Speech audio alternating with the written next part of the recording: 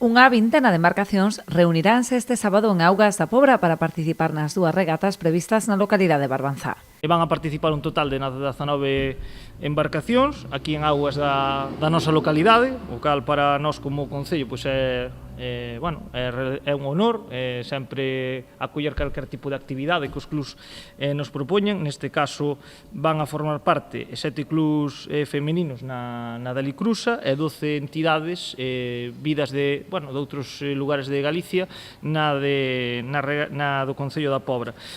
A primeira delas será a bandeira feminina a Alicruza, que acada este ano a súa terceira edición. Comezará ás 6:30 da tarde coa participación de 7 equipos.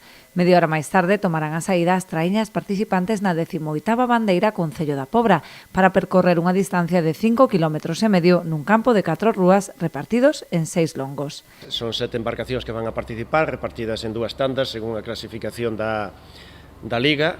Serán 2 tandas que ademais serán lanzadas con un tempo creo que 2 minutos de diferencia e unha vez finalice esta competición femenina, máis ou menos contamos que serán sobre 30 minutos, entón sobre as 7 da tarde dá comenzo a disputa da bandeira do Concello da Pobra, donde aquí xa hai 12 embarcacións repartidas en 3 tandas de 4.